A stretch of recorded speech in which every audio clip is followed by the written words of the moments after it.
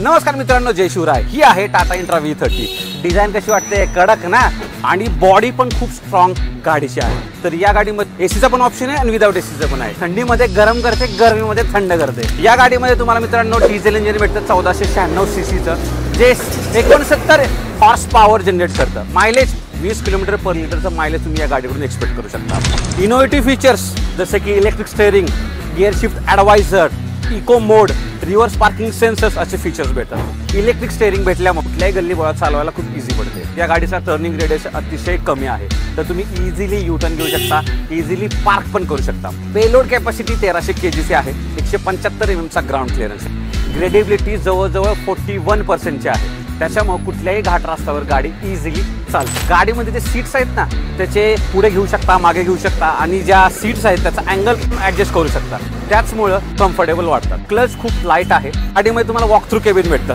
Okay, पलीकडे दुसऱ्या डोरनं पण बाहेर पडू शकता। तर मित्रांनो, अशी आहे इंट्रा V30 पिकअप। तुम्हाला आवडली का? नक्की कमेंट बॉक्समध्ये लिहा आणि आजच नियरेस्ट शोरूमला जाऊन टेस्ट ड्राईव्ह बुक करा।